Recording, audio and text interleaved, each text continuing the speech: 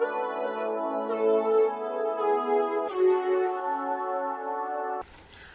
guys, my name is Isabel, and if you're new, welcome. If you're returning, thank you for stopping by.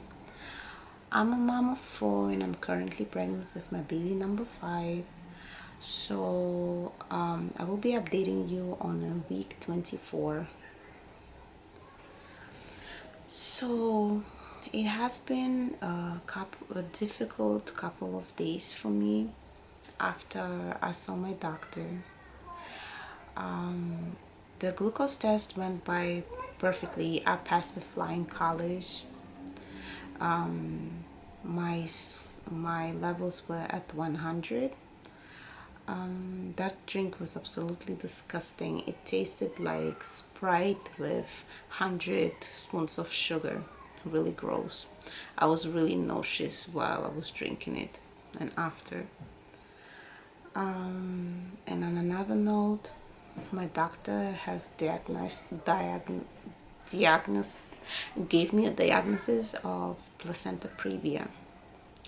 So placenta previa is when the placenta is attached at the bottom of your womb. Like sometimes, so to say this is your cervix, and sometimes the placenta attaches it here, like, and covering the whole cervix, and sometimes it's like some part of it, and sometimes it's like just really too close to it, which will hinder vaginal birth.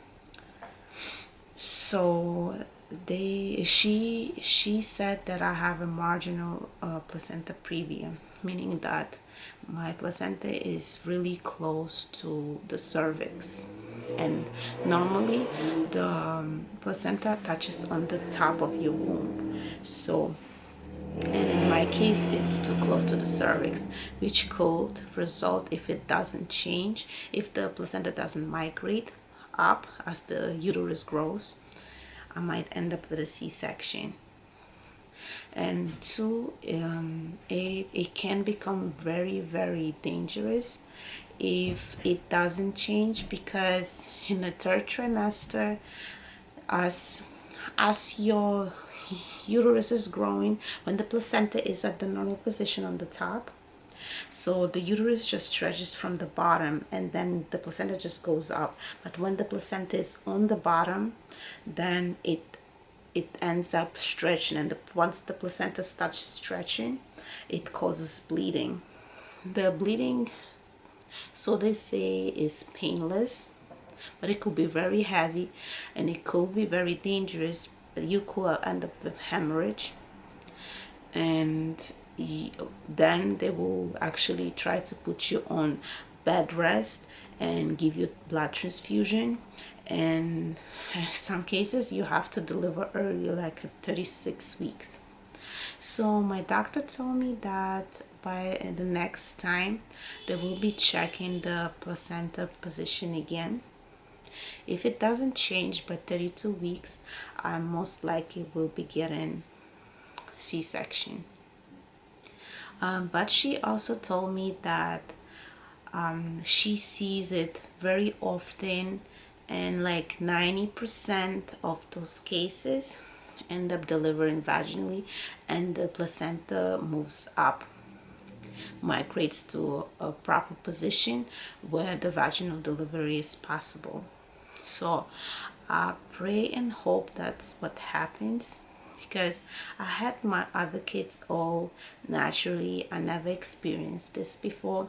And if any of you out there have any input, if you experience it, please share. I will really appreciate it. And I'm here too to share my experience with you, so you don't feel like you're alone going through it. I'm also going through it. The thing is that I'm really terrified, because sometimes there's the complication when you end up having a C-section with the placenta previa, sometimes it gets so bad and you start hemorrhaging, and it can end up in a hysterectomy where they take your whole womb out. I actually planning on doing the tubal ligation after I deliver. If it, like, I discuss it with my doctor after I have the baby, and 6 weeks after I will be coming in and she will perform the surgery. But if I will have the cesarean, she will do it right on the spot, of course, if there is no complication arising. I'm sorry, I'm so out of breath. This is like one new symptom that I've been experiencing at 24 weeks. I started feeling nauseous lately. My appetite kind of went downhill also. I haven't gained any weight from last week, not from last week, from last month. So I'm still at the same weight. So far I have gained, let me see, so far I have gained 4 pounds in total.